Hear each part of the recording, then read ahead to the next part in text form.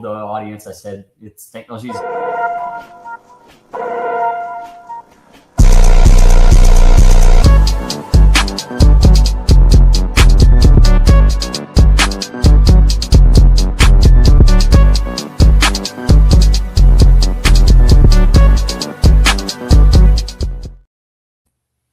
All right, sorry about that, guys. We are back. Had some technical difficulties.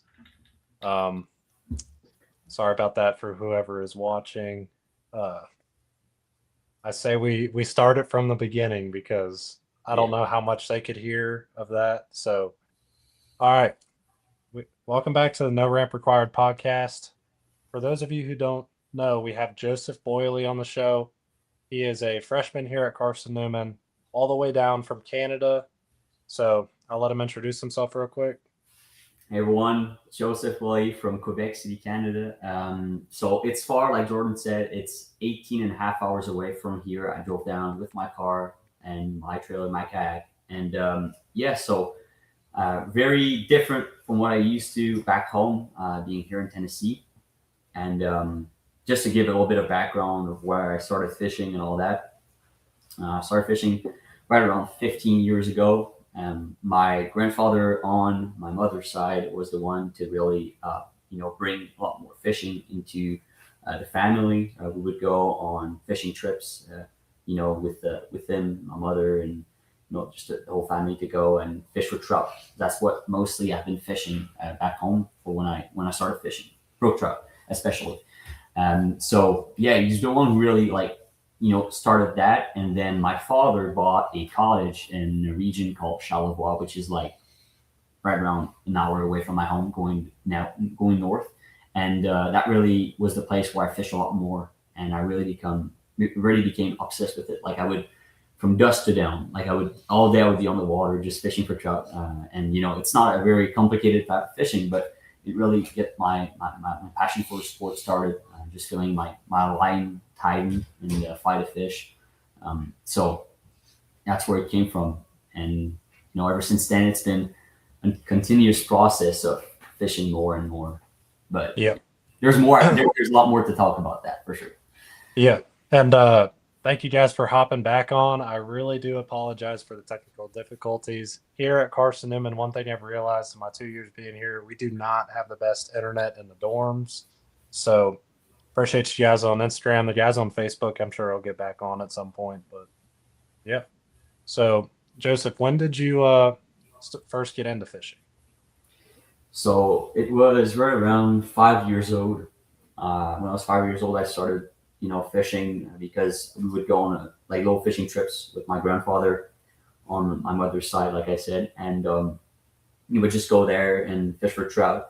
It'd be very like a fun time, We have a cottages for the whole family for like a weekend. We go fish for trout, brook trout, and so that's where really it started. It's that sort of like seed that my grandfather planted for fishing, and just tutoring me about how to rig up a hook and all that simple stuff, And so then after that, my father really saw that I had a passion I was going for fishing, and he actually always wanted to have a cottage. So he ended up buying a cottage in a region near Quebec City called Charlevoix.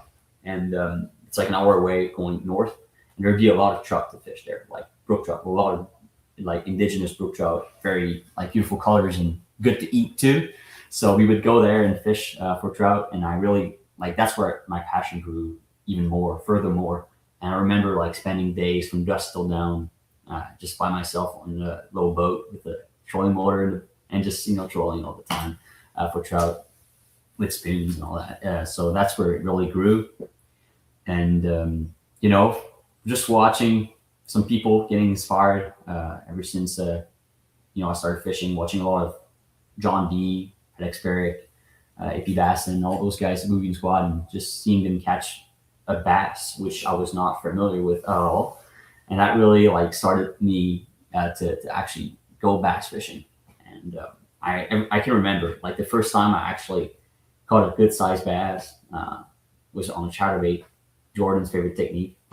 And yeah, I remember just with my first bait caster making some bird's nest every 5 casts, and then one time I actually did a good cast and then casted that far and reeled that in, and boom, caught a 3 pounder and a half smallmouth, and that really got it started for me. And ever since then, it's been just every year buying more and more rods and fishing more and more and doing my first tournaments. And I've been fishing for like I've been doing tournaments for 3 years now. So it's Yep. not been a long journey, but like a very intense journey, very Yeah. and I've learned a lot doing that. But yeah, so my passion starts all the way back, like since I was young. But bass fishing, it's very, very like recent that it started from. Yeah. And I feel like me and you and a lot of guys on the kayak team kind of got introduced into a unique way of fishing where we're not necessarily going out in a bass boat and running around all over the lake. Like we're fishing out of kayaks, which is a unique opportunity for those that don't know about it. So, like high school anglers now that think if I want to go to college to fish, I got to go fish out of a bass boat, but that's not the case. Like you can come to a school that's got a kayak team and bring rods and tackle with you, and we got a kayak that you can use, go out, travel to tournaments with us, and go catch fish. So, you want to talk about your start? Like, did you start out in boats, or were you more in kayaks when you first started? Yeah, started from the bank, the good old bank. Always reliable, doesn't break on you like a whatever a boat with cat would. So just from Yeah. the bank, fishing rivers and all that. And I remember when I bought my first kayak, it was a Pelican Catch 120, just a center paddle kayak. And I remember I was working at Canadian Tire, which is like a very known store in Canada. It's like you can buy anything there. You can buy a grill, you can repair your car. It's got everything. And I remember I was working there and I saw a kayak, and it was not even a Catch 120. It was like a stand on top kayak, but very unstable. And I said, I want that kayak. It was in like a discount too. My father said, yo, we should go check at another store right next to here. There might be something better. And I was like, no, I really want that kayak. So then we ended up going to that store. I ended up like listening to him. There was a way better deal. I got that Pelican Catch 120, and that was my first kayak, and I fished out of that kayak for a long time, right around 3 years, and I did my first 2 seasons of tournament bass fishing with it. It's just been great to me. Like, and that's where it really started for me, kayak bass fishing. And I feel like the difference, like to anybody listening, you can kayak in a boat. Yes, of course, you don't go as fast. You don't cover as much water as you could in a boat, technically. Mm-hmm. But what is cool is that you can go anywhere. You can launch, even if there's no run, you can launch straight up. You can. Like if it's straight up wood, you can just bring your kayak by hand, especially if it's a light kayak like a Pelican, and just launch it on a lake that's not private, but like you can't fish in private lakes, but you can launch like in a very like unknown spot, like deep into the forest, and you catch some big fish. So that's what I like about kayak fishing. And also, if you hook a fish in a kayak, a big one, you will never feel the same way again of catching that big fish in a boat. Like Yep. ever since you know what it feels like to catch a freaking 5 pounder or more in a kayak, and the kayak just slides on the water, just following the fish around, now you understand. You Yep. understand it's the catfish. And for you, I feel like it's one of the most unique scenarios. Like you call yourself the penguin. It really is a case. So Yeah. for those of you who don't know, Joseph's actually from Canada. So he ended up down here at Carson Newman, and he is on the kayak team down here. So you kind of want to talk about how you've been doing in the American fishing scene, I guess is the best way to put it. Yeah. Well, just to go back a little bit, like for me to get that opportunity to be at Carson Newman is really interesting. There's been a lot of stuff that was out of my control, but I was still like that was a dream, that was the vision. I quit my job last summer to fish more and to maybe get a chance to be recruited by a university by approaching them wherever. And so it sort of all happened. I met the right people at the right time. I met John Goffnet, which really introduced me to the team. And then the team, I spent 2 days with them, like with Jordan and all the guys. And we fished in the tournament. We fished the tournament on Lake Champlain. And after that, we went fun fishing. And then the guys referred me to the team, so it's just been absolutely a blessed journey for me to be here. And now that I'm here, like I understand I have like a big opportunity. I want to make the most of it. So now I'm thankful for what brought me here, but now I'm trying to make the most of what I have. So to answer your question, first semester so far is rough. really rough for fishing for me. Um, it's just learning the new fishery. But I like to have a rougher start because that gets me the ground level and I can improve every single time. And when I look back at my fishing career and all that, it's been it's Good been old Michael Musgrove. He said, let's see. He said, I can tell where he's from by the way he pronounces kayak. CN is producing some hammers. Wish you the best, young man. He is. So Michael Musgrove is a director of the Team Kayak series. He also travels around and fishes all of most of the Bassmaster events. But if you guys have not checked out the Team Kayak series, me and Barry Hill and Hunter Olivet fished it last year. Uh, it's a really, really great structure of a tournament. So you actually have to catch 10 bass over 2 days between the two of you. So you can go down there with no practice and very well win the tournament. So I just had to give them a shout out yeah. because they run an awesome trail. I'm looking forward to fishing a few events this year. I wish I could be down at the Harris Chain this weekend, but unfortunately, with the championship coming up, I was not in the budget by any means. So Yeah. Thank you much for appreciate it though. Appreciate it. I'll let you kind of pick up where you left off. Sorry about that. Yeah, it's all good, bro. So yeah, like I was saying, it's been a very interesting journey so far for me. But like I said, I like to have a rougher start and really improve consistently. And when I look back at how it's been for me in the past 3 years, it's been consistent up. And when I fish back home, and I had some up and downs. I've had some very bad tournaments where I've got disqualified for some reason, and that messed up my whole season, exactly like last year for my trail back home. Like just learning the hard way for me is the best way to learn. And I have a very great hope that regardless of, my start here, that doesn't define how my rest of the 3.5 years go. I do believe that there is that sometimes there's tests. And for me right now, the test is to how can I really have faith into what's to come for me. And, just putting more work than anybody if I can, be Yeah. able to, make up for the ground that I don't have right now. Because coming back to the team, all the guys that fish Tennessee, all the guys that fish down south are used to fishing largemouth, which I'm not a whole lot. And back home we only flip docks or flip vegetation. We don't really fish some hard spots or don't really fish like those creek channel largemouth and all that stuff. I'm not Yeah. doing that, so it's a learning curve. But I'm very excited and I'm very blessed to be here. Yeah. And I feel like for you, you kind of got thrown into an area where the TVA in itself is a very, very hard area to figure out. It took me, to be honest, about a year to I had some decent tournaments in my first 2 semesters, but once I kind of got a grasp on how the TVA fishes, it was like, okay, it kind of makes sense now. But the thing is I can't relate very much from the TVA to what I do back at home. Like the Yeah, closest thing is up shallow throwing a chatterbait. So yeah, that's what I tend to do the most. yeah. And I think that that's something that I have to take away more from the way you fish is like fish your strength. Mhm. If your strength is fishing shallow or flipping or whatever, then you just go do that. You fish good with a chatterbait. You like fishing chatterbait. You do well with it consistently, and you go fish at strength. Your strength Yep. is not fishing. It's not pinging minnow. Your strength is fishing chatterbait. Yep. Like so. Yep. And another question I got for you, kind of about Canadian fishing versus U.S. fishing, is like, how different is like the fish behavior down here compared to what you're used to at home? Uh, it's very different. These fish are smart here. They're smart. They're like they see your bait, they're like, no, I'm good. Like so, I had that a few times happen to me. It's not the question is not to find the fish. Most of the time, I find the fish. It's just to get them to bite. I think Yeah. it's hard. And Yeah, one funny thing I gotta say on here is Joesph first came down here from Canada, and one of the first things that we kind of talked about is he was like, up in Canada, you see the fish, you get them to bite. And I looked at him and just smiled and said, that's not the case down here. You might see 1,000 fish in a day, and you might only get 5 of them to bite. But yeah, it's.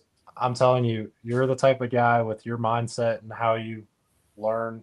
You're gonna you're gonna figure them out, and you're gonna come in with full force. I'm just telling you that right now. I appreciate it. I'm putting my whole I into what I do and try to be intentional with everything. But you know what? Like when I used to do a lot of sports. Like I swam for 7 years and competitively. And when I entered like a higher group into like swimming, I was in like like a more regional group, and then I entered like to the provincial group. And when I entered the provincial group, I was the worst swimmer in the whole group. First year, I came in, first half year, and then when I came back through summer, I was the best in the team. I'm not saying that's what's going to happen here. But I'm saying is that I do believe that during that summer, I put in a more work than anybody else.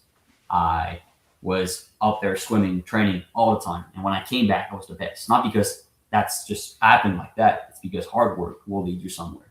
Like you Yeah. put in a lot of work, you're intentional what you do, you're consistent. The same way. Yeah. Somebody wants to do well, just be more consistent than anybody else. Put in more effort. What can you control? Effort. You don't control Yep. the variables or whatever that you can't. Yep. And just going down the list here. So you fish a lot of techniques at home that a lot of people don't really tend to use down here. So I want you to kind of talk about that a little bit. All right. What do you do? I fish. I'd say like okay. Well, last weekend we fished Whatsport, and you guys were surprised when I told you I was fishing a senko over 30 feet of water. Well, that's one thing you gotta do back home. Just cast a senko, let it fall, and eat a fish, bites it. That finesse stuff is very what I fish back home. A lot of drop shotting, but it's a little bit different. I fish a lot of like smaller baits and light line, very light line. Fish drop shot, fish net rigs also. Net rigs are very great for big smallmouth, especially the ones with a little bit of with a skirt on it. The skirt and net rigs are the best. And after that, chatterbait is pretty good too for big smallmouth. You're used to fishing a lot. Yep. And largemouth flipping, frog, and punching. There you go. Yep. And do you think fishing up in Canada kind of gave you any advantage when you came down here? Have you noticed that at all? Um, I'd say if I would have fished more like rivers back home, that would have maybe helped me a little bit more. But even then, I believe that it's totally different. There's not really an advantage in my eyes, except that if we ever go up north, I'll be a little bit more ready. Yep. That's my only thing. But even then, like, no, I don't think there's a whole lot of advantage. I'll say one thing though. Like, I think finesse is something that I've learned to fish a lot more. So let's say if the fish are very finicky and you have to really finesse to make them bite. Like if I can throw like a drop shot and really slow down, I feel like that would be my advantage. Like cold water fish would maybe be the easiest thing I could like adapt to it. But like when you talk about the techniques you guys fish here, it's like the dice. What the heck is a dice? Like people started fishing with that thing, and I watched the tournament on Sam Rayburn. I was completely amazed, like just seeing the what's his name, and Pate, the guy that won. The one that's going on or that just went on. Yeah, Uh, I forget his name, Big but he South. had like Big South. yeah, Yeah, Big South. He was just fishing that thing on the top of the brush and just catching a 10 and then catching it like an 8. I was like, what's going on?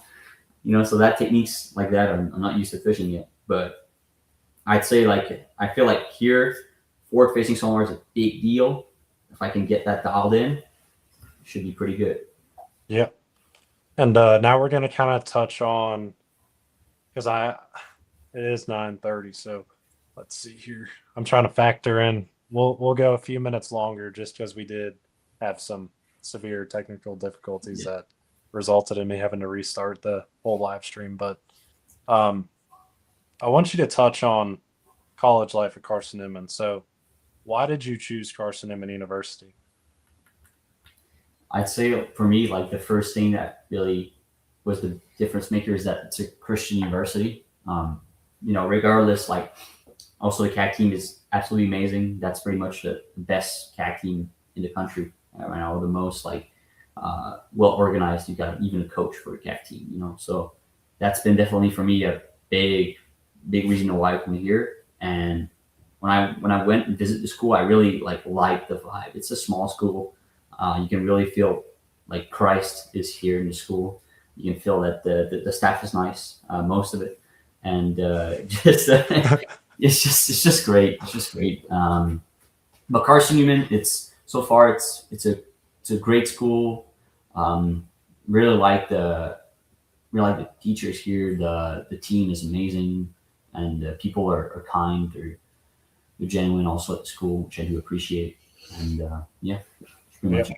And to me, it's amazing how much money they're willing to kind of throw into the fishing team here. Like a lot of the other schools out there, like it's all kind of, we do have fundraisers that raise our team portion of money for the year, but a lot of schools out there, they fully put it on the students that are on the fishing team because it's more of a club. Here we have a team, Yeah. and like to me, you almost feel that environment. And Tripp just said in the chat on Instagram, he said, "Will Joesph keep his fork privileges in the next?" Well, here's what I said to you, and I said the next tournament, if I don't catch a limit, I lose my four privileges. So I'm stepping up the game. I'm raising up the bar for what I have to do to perform. And yeah, those little challenges along the way is going to help me to do better for sure. But Trip, I'll let my actions speak for themselves. Yeah.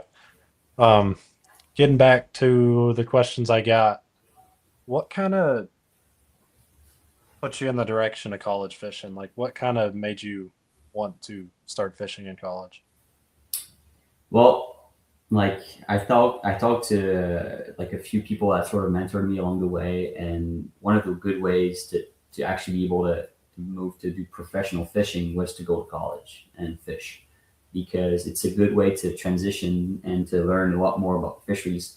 Fish stress free also, because the financial side is also covered in a good way, and that kind of helps to be able to just soak in as much as possible knowledge and just be there to learn. So for me, like it's really the only way I would see myself like going into it, because otherwise I need to go and leave my country, leave my job for a good long amount of time, go and travel, burn like a place like Texas or Florida, and just try to make it happen during a tournament. And you do it, and you got 50,000 pay of entry fees, like straight up, and for a tournament to qualify for the elites or whatever. And it's just like complicated. So for me, it's the best way to do it. It's exactly like yeah, like Yeah.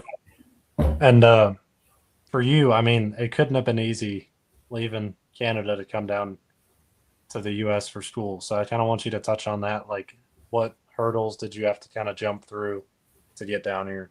yeah, a lot of paperwork, a lot of paperwork to get here. But it's I had my family to back me up on that, and I'm so thankful, so grateful for the number of hours my dad spent on the phone talking to people while I was at work and all that. Both my parents have a more flexible schedule, so they would really help me with the calls. I had to be at jobs, working at marketing at Connect Outdoors, and had that like going on. So it's uh, it's definitely like for me to be here. It's some big risk, even financially, but it's for me. It's a dream. Like I had to live it out. I had to live it out, and yeah. So to answer your question, it's kind of the especially like school for me was something that I was not like I don't feel like I was like ready for as much as it was going to be, but it's not as bad as I thought. Like to be honest, I was ready for worse than what it actually started being, because I had left school for like 3 years. So I quit college for after my first year. I had good grades, but just I wouldn't feel like it would start to be more precise and concise. Both my parents were had their business, so I was around them a lot. They would talk on the phone. I'd be in the car for like hours and listen to what they were saying. So I really learned a lot about business and during that moment. And for me, that's why I quit it. But then I thought about going back to school to go to fish. And when the opportunity arises, it's like, yeah, let's go. I mean, Yeah. you're going fishing, you're doing your fishing, but also you ended up with a degree, which has a value. But I do believe that now a degree is important, but what's most important is who you are as a person. So it's like, what can I do here to maximize my 4 years to grow as much as possible, get a reputation, maybe stay here afterwards, which was one of my goals, to stay here in Tennessee to stay more in the fishing industry, all that. So yeah, but Yeah. it's worth it to anyone who has big dreams, aspiration, and want to go and achieve greatness or achieve something that nobody's ever done, uh, just do it. Like it doesn't matter what it is. Like if there's any like sacrifice you got to make. Most of the times when you look at what you have to like take away is comfort. For me to leave my main city, like all my friends back home, and to be here, even though I still talk to them, it's not comfortable. Like leave my family and be 18 hours away and not seeing them for like 4 or 5 months in a row, and I'll be just going back for like holidays and all that, just like 2 weeks and not be back here for 4 months. So it's not necessarily easy, but pain, not pain, but like growth is necessary. Like, and most of the times it's not going to be an easy process. You have to go through the fire a little bit to grow, but it's worth it at the end. Like, so just go and push Yeah. along the dream. And I feel like just how you touched on it earlier, but just how we ended up meeting you was just, to me, if that, I mean, it kind of happened to me. I was recruited at a boat ramp on the Harris chain by Ewing. He walked up to me one day. He was like, "Hey, man, you want to fish in college?" I was like, "Yeah." He was like, "Well, come on. Carson Newman's got a spot for you." I was like, "Well, sweet." That's And awesome.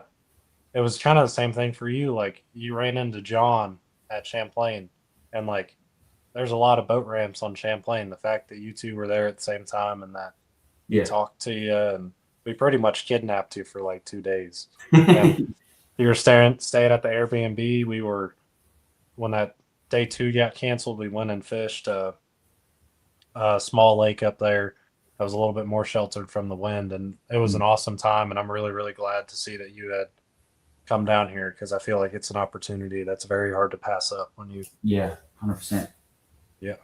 And I'm going to kind of go down the list. We're going to start talking about your tournament mindset. So, how different is tournament fishing for you compared to fun fishing? So tournament fishing, you have to be a lot more intentional. It's not just about catching fish, catching the right size. And I believe that if you want to be better at tournament fishing, you have to really love the sport for what it is. That's the main thing. Keep the love for it. And when I think about the tournaments I did better, I was just focused, and yet I was focused, but I was enjoying my time. I had a good time out there. I catch a big one, I'd be happy about it. I catch another one, I'd be happy about it. It's just like being in the groove, maybe in the moment, being in the zone, what they call it as athletes. And so for fun fishing, what I believe, like I said, the difference between the two is just either you go fun fishing to learn and to also have fun, because I believe you can learn and have fun and not just be like, oh, let's just go flip dogs today. I'm not even going to try to do something different. You can go fun fishing and have a lot of things to learn too. So for me, fun fishing is the way that I learn, that I try as much stuff as possible. If I have a thought in my head, yeah, like in December, okay, December, what I think it's like, okay, probably the largemouth here should be deep, whatever. But let me just go and try to run up that creek, see if there's a bit more warmer water, and let me just go to try to fish that. You know what I'm saying? Like a little bit like you kind of did last night. Yeah. Like Yeah. so, just like go try something you don't think it should work, but if it works, that's where you grow. That's where you learn a lot more. So like take out the possibilities in your head. If you're fun fishing, you're like, there might be something there, but I'm not really sure. Let's go see it. You have nothing to lose. In a tournament, you fish what you're confident doing, what you know is good. Tournament fishing is not the time to try a whole lot of different things. It's the time to fish your strength, fish what you're used to, and catch them. Yeah. And let's see here. One thing I know we've all had to deal with this year, even myself, how do you handle tough practice days? Next, it's just like stay positive. Next day, it's a new day. See what you did today. Write it down. Take notes and check what are the possibilities you didn't do. And next day, try to figure that out. Try to do it. Especially for me, that's one thing. I don't know if you do that, Jordan, but like I keep a journal of my fishing days. Like if I have a day, especially here, I started writing down what happened, what I did, where's the water temp, where's the depth I was fishing. I just try to, put like a puzzle together, like say what I did right, what I did wrong. So like I feel like you can do that to every practice you do, and that way you sort of like eliminate certain waters or certain things that should be dead, and try to find where the fish are.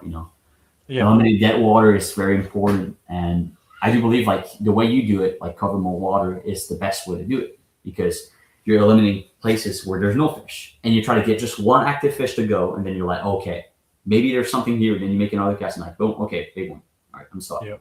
I'm gonna leave. Like that's a smart way to do it. I personally, that's one thing I need to learn to do better. I'm the type of guy that's going to pull up to a spot, looks very good, fish it with a slow technique because that's what I'm used to fishing, catching the big one, and then leaving. But like if you cover more water, you'd be able, I think, to dial in more water, have more spots, rotate a lot more. So yeah, but like tough practice doesn't define the tournament.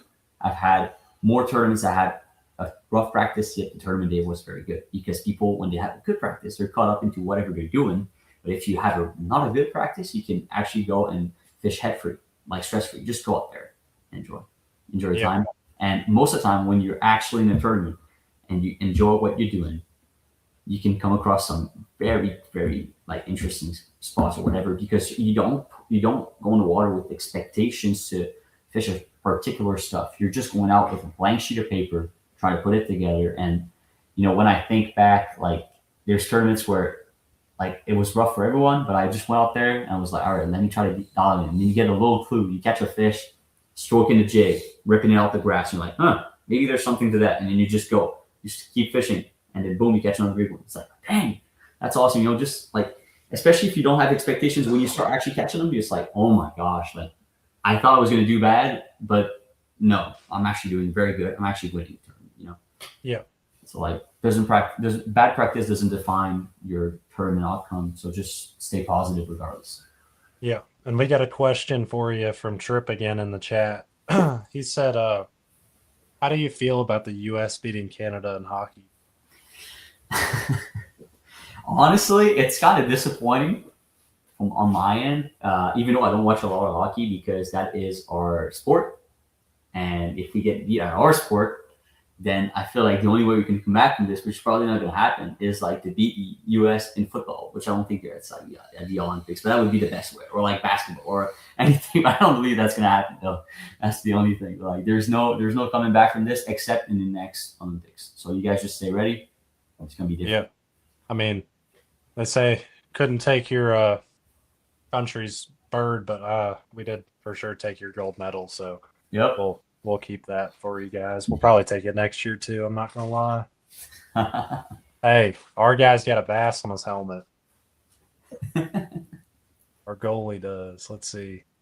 All right, we're gonna kind of dive into some technique and strategy. Gonna try to touch on this pretty quick. So, okay, what's your confidence bait right now? Jeez, do I even have one? If I fish smallmouth, it'd be a drop shot. But here a largemouth, I'd say right now would be a crankbait or a chatterbait. Crankbait? Either. Yeah. Yep, those are really really good baits this time of year, especially a chatterbait. Yeah, I don't doubt that. I don't doubt that at all. Let's see here. Next question for you: are you more comfortable with shallow fishing or offshore? Shallow. Shallow, because I feel like a lot of the lakes you got at home are kind of like shallower, like almost bowl shaped lakes. Where, like, I thought you were going to do really good in Florida because I mean, for how you fish at home, that's about the closest you can get around here. Like, Yeah. Well, here's the thing about Florida that I did realize afterwards. Like when I watched Florida, I watched like the time before I watched the Opens. That was one on Toho, and I was just caught up in certain techniques, certain things. Yes, the winning pattern was still one fishing that sort of techniques because we talked to the winning guy, but still, it was.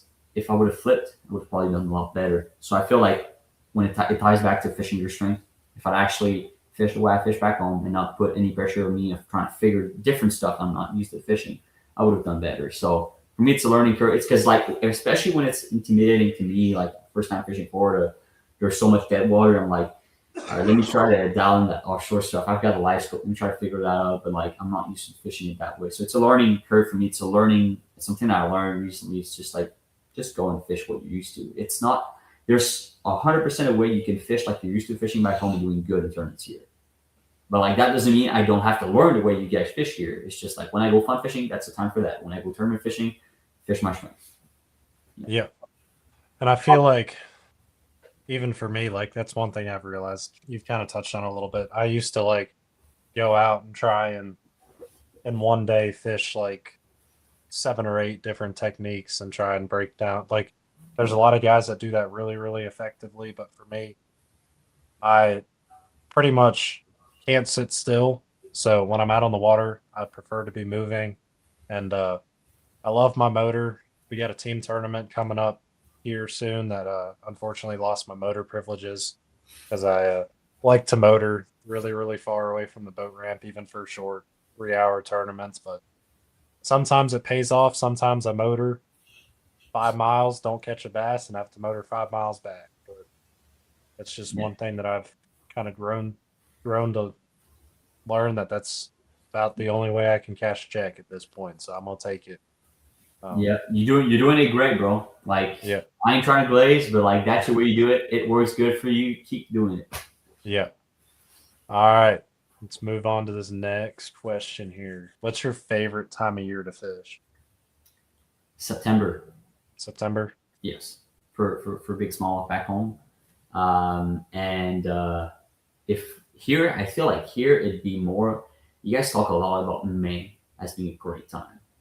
May or like November. I guess November is good too here, like both times of the year. So I'm looking forward to this May. I'll be probably staying a week more after school, just fish a little bit with the guys on the team. I know James will probably like take me out fishing a little bit. He was down to Yep. go to Nickajack especially, so I think he's got that place pretty dialed in to be fun.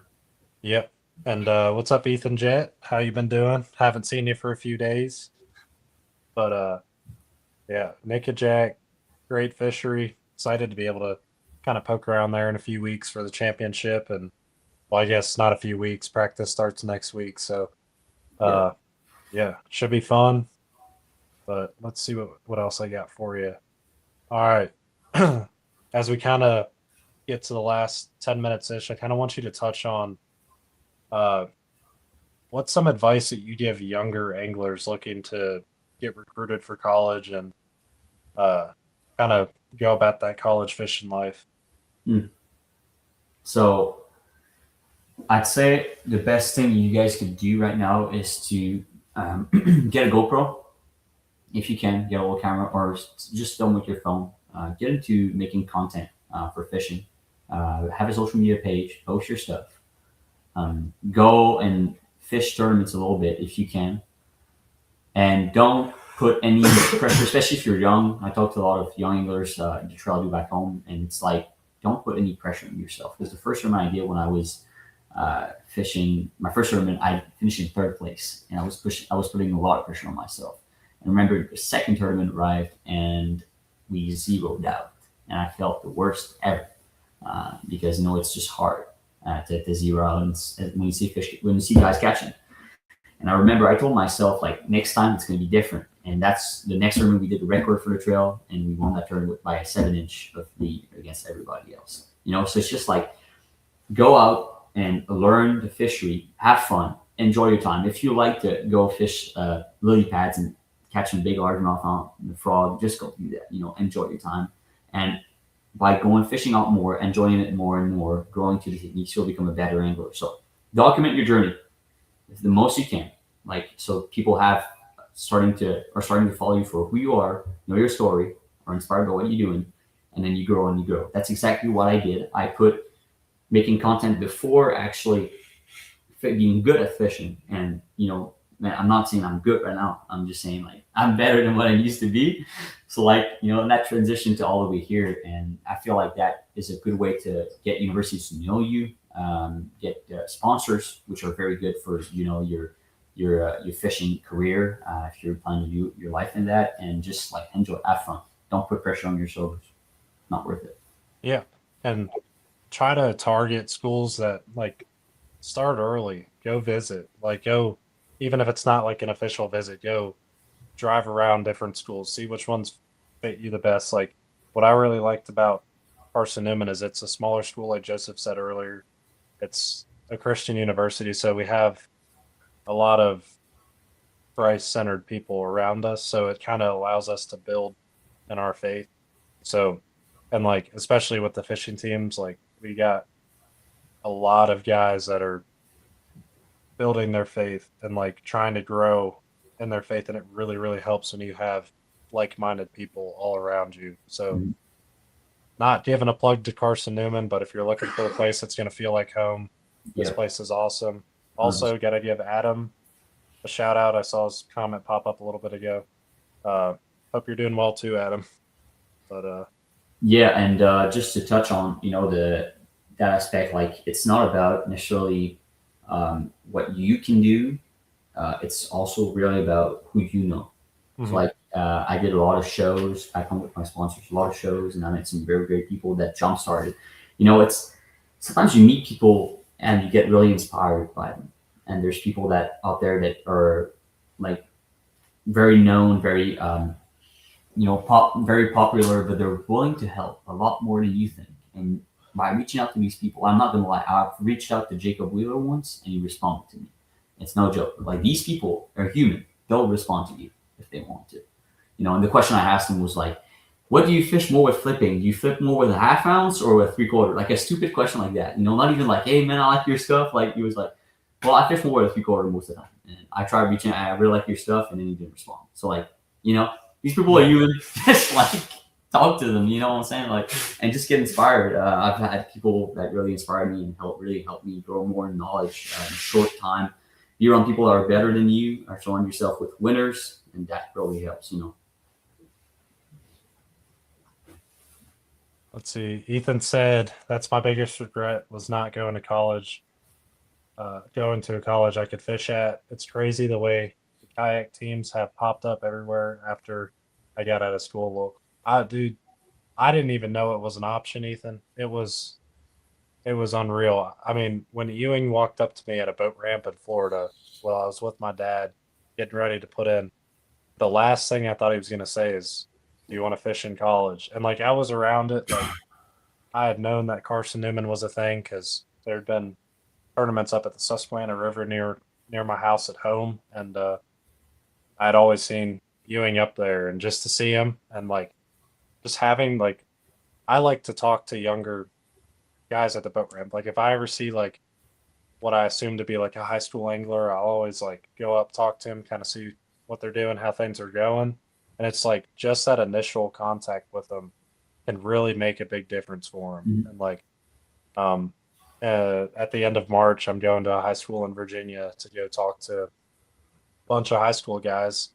They all fish out of boats, but I want to kind of present to them how there's different options in college fishing. Like it doesn't necessarily have to be going to a school just to fish out of a bass, but like they wanted to have the opportunity to kayak fish. Like there's a couple of schools now that offer that, and I mean they offer scholarships. Like that's another thing that's a really big deal. Like Yeah.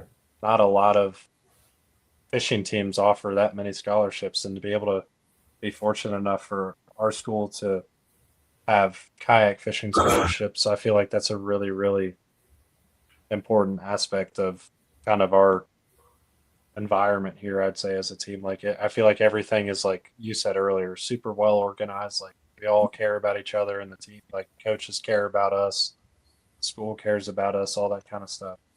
No, Really, really yeah. makes a big difference. Like you said, it's like sometimes it's just that initial contact with the person makes a huge difference. And, you know, we're at the point now where we have this great opportunity to be here at school and, to fish for Carson Newman, and we want to give back. So if any person listening wants to talk to us for whatever you guys want to have tips for baits or whatever, just you can reach out. At least to me, Jordan too. We're probably gonna say the Yep, same thing. But like anytime you guys have questions, you can reach out to us, and we'll be willing to give advice to help you guys as much as we can. yep. And it's like I'm always willing to do that. I get DMs every week with people asking me like, "Hey, how do I get into college kayak fishing? How do I do this and that?" And it's like I'm always willing to answer and kind of help people out as much as I can. But we are kind of getting to the end time here, so I kind of want you to talk about where they can find you, and if you have any sponsors or anything you'd love to give a shout out to. That'd be Yeah. perfect. You guys can find me at Joesph Boily on Instagram and Facebook. On Instagram, it's with the underscore between Joseph and Boily. You can find me on TikTok with Joe's Fishing. So right there, you see the sign right here. Oh, the other way. There you go. And then you can go also on YouTube, same thing. You can check my website out too, it's joesfishing.com. And you can check all that. There is all my links there too. So my sponsors, I want to say big thank you to the Outdoors Agency back home St. Lucie where they rep a lot of baits. So like Akuma, fishing tackle, I fish a lot of rods, great reels. And Costa is also amazing. So Connect Outdoors too. Rain gear, solar protection, great gear. Really like it, especially with the face shield on that one. I should put it on just to show people. I don't know. If you want to grab it real quick, I'm going to answer Yeah, Ethan's comment here. Ethan said I won't answer the juice, how I catch some big bags, but my answer to that is a chatterbait and very shallow. Like there you go. Yeah. All right, guys, I'm gonna show you a very interesting rain jacket that I wear all the time. It's like built to be ready for any rain, anything. Check it out. So this is the Connect Hurricane. Got a full face protection. When you run on a bass boat, I've been in this for a few times in the bass boat, running like 75 miles an hour. You're like this. You're just chilling. No wind on you, no rain. Just like you pull up to the spot and then there you go. Yeah. Easy. It's a pretty. You might as well keep that on for the rest of the show. I'm gonna keep it on a little bit. Yeah. Is there any other sponsors you want to give a shout out to? Well, I want to give a big shout out to Carson University. That's like the main thing really, and just being here at school, they've been great to me. Jacob Frazier, want to give a big shout out to him. For putting me on here at Carson Newman and just being there to support the team. I'm going to give a big shout out to my mom. She's my biggest fan. Shout out to you, Mom. I love you. Shout out to my father to help me get here. And I want to say a big thank you to all the folks back home, all the guys that helped me, get more into the sport and learn a lot more. Jason Doyon, Conrad Bissonnette, and other guys. I'm not remembering it all, but there's a lot more people. So I appreciate you guys. And yeah. Yep. So thank you guys for watching another episode of the No Ramp Required podcast. Just want to let you know this video should be uploaded to YouTube later today at about 10:30 to 10:15. I'll probably go ahead. Terrence Conroy, thank you, man. Appreciate it. And also Antoine de la Chigagnon. Love you guys. You guys really helped me grow into the sport and always been there for me, so appreciate you. All right, I'm done. All right, hold up. All right, Joseph, you're not a big caffeine guy. How many Mountain Dews in a day? I've had this question asked to me a lot. Zero? Not three. Zero. Zero? Zero. Okay. I got asked this question at a boat ramp on the Kissimmee chain, and I said, if I ever had to sit down and just drink Mountain Dews, I said the most I could probably drink, Conrad, would be probably about 12 before I feel like I'd probably throw up.